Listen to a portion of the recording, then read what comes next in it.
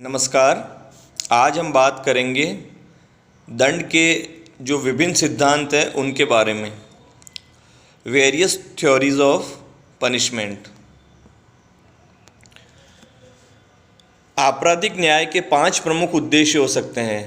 पहला, दंड के द्वारा अपराधियों में डर उत्पन्न करना।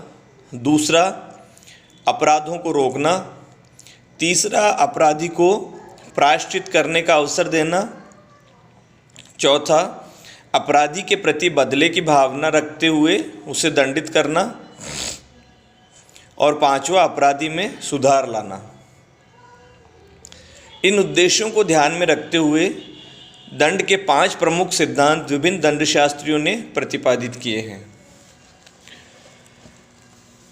पहला है प्रतिरोधात्मक सिद्धांत, डिटरेंट थ्योरी। दूसरा है प्रतिकारात्मक सिद्धांत, रेट्रिब्यूटिव थ्योरी। तीसरा है प्रायश्चित्तात्मक सिद्धांत, एक्सपायरेटरी थ्योरी। चौथा, निरोधात्मक सिद्धांत, प्रिवेंटिव थ्योरी। और पांचवा, सुधारात्मक सिद्धांत, रिफॉर्मेटिव थ्योरी। तो सबसे पहले बात करते हैं प्रतिरोधात्मक सिद्धांत की, यानी डिटरेंट थ्योरी।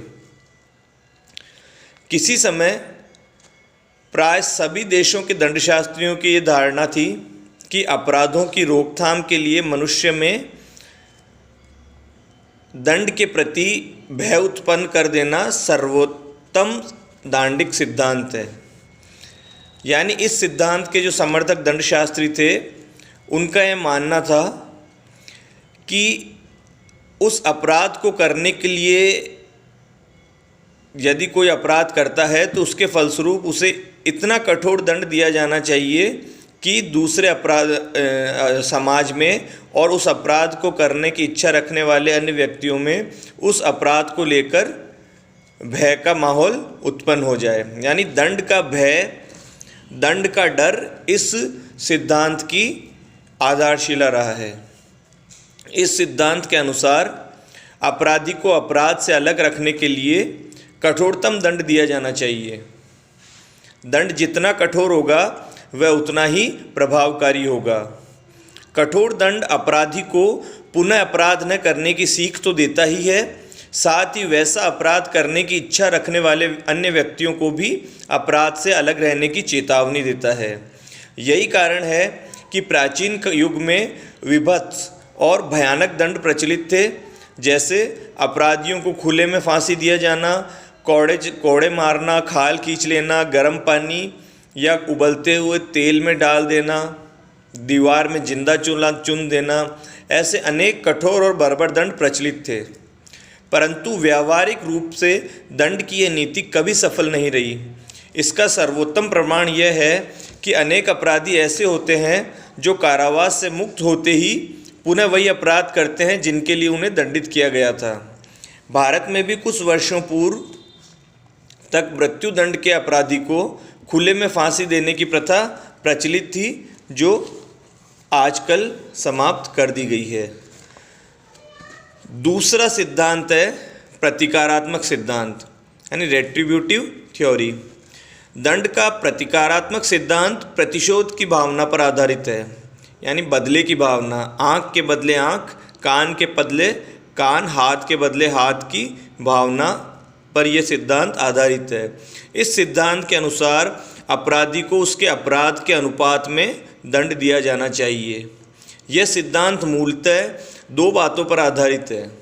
प्रथम यह कि अपराध से समाज में अपराधी के प्रति प्रतिकार की भावना और क्षोभ उत्पन्न होता है तथा आपराधिक न्याय द्वारा अपराधी को दंडित करके उस क्षोभ को शांत किया जाता है।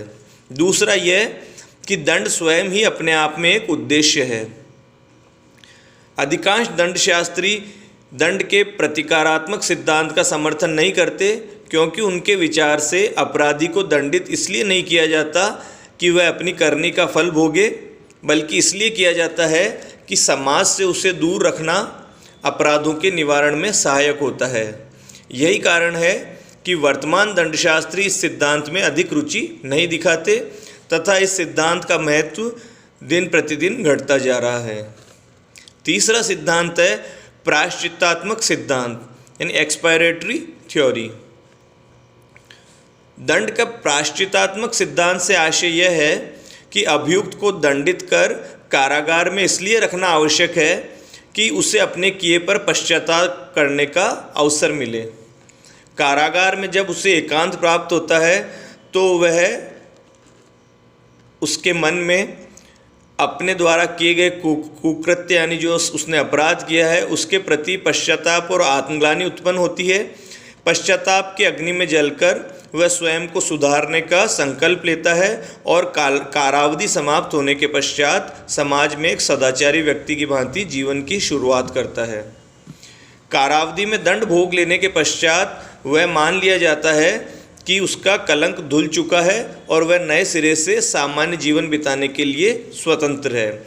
इसलिए कहा गया है कि दोष सिद्ध को दंडित करने से वह निर्दोष हो जाता है। इस सिद्धांत के अंतर्गत मानव के नैतिक पहलू पर अधिक बल दिया गया है, जिसका मूल आधार धर्म और पाप पुण्य की संकल्पनाएं थी। परंतु वर्तमान समय में धार्मिक और नैतिक मान्यताओं का अत्यधिक ह्रास हो रहा है, इस कारण इस सिद्धांत का विशेष महत्व नहीं रह गया है। चौथा सिद्धांत है निरोधात्मक सिद्धांत प्रिवेंटिव थ्योरी।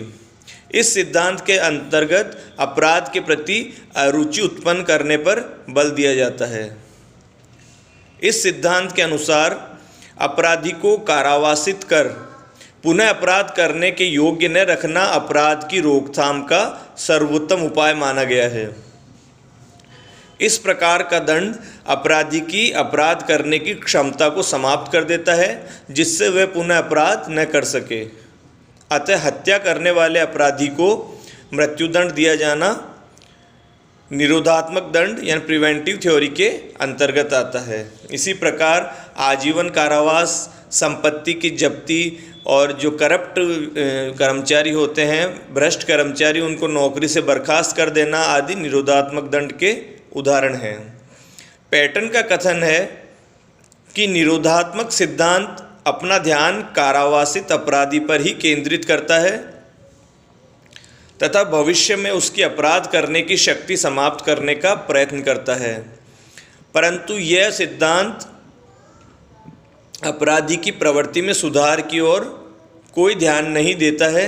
इस सिद्धांत के अनुसार मृत्युदंड या फांसी का प्रभाव केवल यह नहीं होता कि इससे अन्य अपराधियों में भय उत्पन्न होने के कारण वे उस अपराध को करने से विरत रहते हैं, बल्कि इस सिद्धांत की मान्यता है कि फांसी देने के फलस्वरूप समाज से एक अपराधी कम हो जाएगा।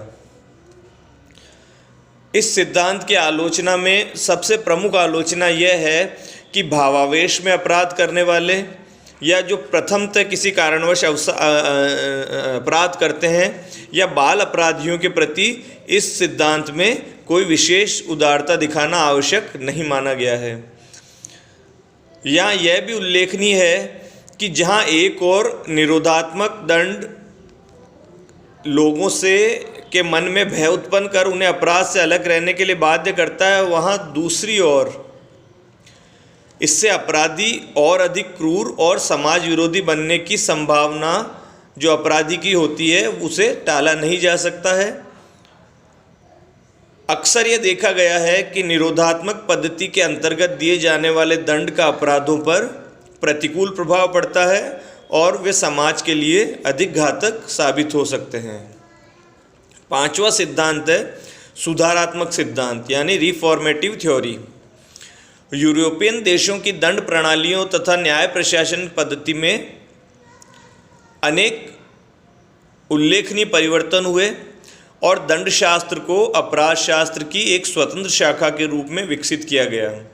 इस नवोदित शास्त्र के अंतर्गत अपराधियों को दंडित करने के बजाय उनके सुधार पर अधिक महत्व दिया गया और उनके सुधार हेतु उपचारात्मक पद्धति अपनाई जाने लगी।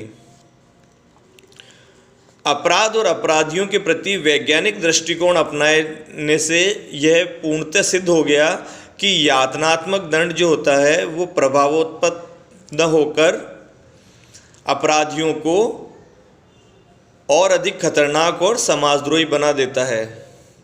आपराधिक न्याय प्रशासन में अमानुषिक तथा क्रूर दंड व्यवस्था के कारण अपराधियों में निर्दयता, क्रूरता और प्रतिहिंसा की भावना उत्पन्न हो जाती है। दंड के सुधारात्मक सिद्धांत के अंतर्गत अपराधी को अपराध के रोग से पीड़ित माना जाता है, एक रोगी माना जाता है। अतः अपराधी को कठोर दंड देकर उसके व्यक्तित्व को नष्ट नहीं किया जाता, बल्कि उपचारात्मक दंड पद्धति द्वारा उसके व्यक्तित्व को निखार कर उसे समाज में पुनर्वासित किए जाने योग्य बनाए जाने का प्रयास किया जाता है। वर्तमान में परिवीक्षा, पैरोल, आदर्श कारावास ऐसी अनेक पद्धतियां हैं जिनके द्वारा अपराधियों में सुधार लाने का प्रयास किया जाता है और यह प्राय सभी देशों में अपनाई गई है। इसलिए कहा गया है कि अपराधी द्वारा किए गए अपराध के कारणों की छानबीन किए बिना उसे अगर दंडित किया जाता है तो यह एक महंगा मनोरंजन है। वस्तुतः दंड स्वयं में कोई उद्देश्य नहीं है, यह तो किसी निश्चित उद्देश्य की प्राप्ति का एक साधन मात्र है और जिसका उद्देश्य सुधार द्वारा अपराधी को उपयोगी नागरिक के रूप में पुनः स्थापित करना है। इसी कारण सुधारात्मक सिद्धांत के अंतर्गत कठोर, बर्बर तथा अमानुषिक दंडों को व्यर्थ माना गया है, क्योंकि वे अपराधी के सुधारने की बजाय उसके व्यक्तित्व को समाप्त कर उसे और भी अधिक समाजद्रोही बना देते हैं। भारत के उच्चतम न्यायालय ने भी अभिमत व्यक्त किया है कि दंड का प्रमुख उद्देश्य अपराधी में सुधार कर उसे समाज में पुनर्स्थापित करना है। तो इस प्रकार हमने दंड के 5 सिद्धांत देखे।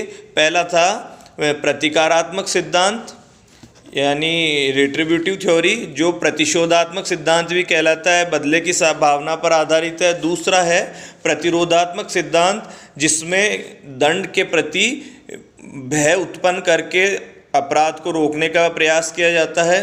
तीसरा है प्रायश्चित्तात्मक सिद्धांत, जिसमें अपराधी को प्रायश्चित करने का अवसर दिया जाता है। चौथा है निरोधात्मक सिद्धांत, जिसके द्वारा अपराध के प्रति अरुचि उत्पन्न करने का प्रयास किया जाता है। मृत्युदंड और आजीवन कारावास निरोधात्मक सिद्धांत के ही उदाहरण है। और पांचवा और अंतिम जो सिद्धांत है, जो वर्तमान में प्राय सभी देशों में अपनाया जाता है, वो सुधारात्मक सिद्धांत, जिसके द्वारा अपराधी में सुधार करने पर बल दिया जाता है। आज के लिए इतना ही। धन्यवाद। जय हिंद।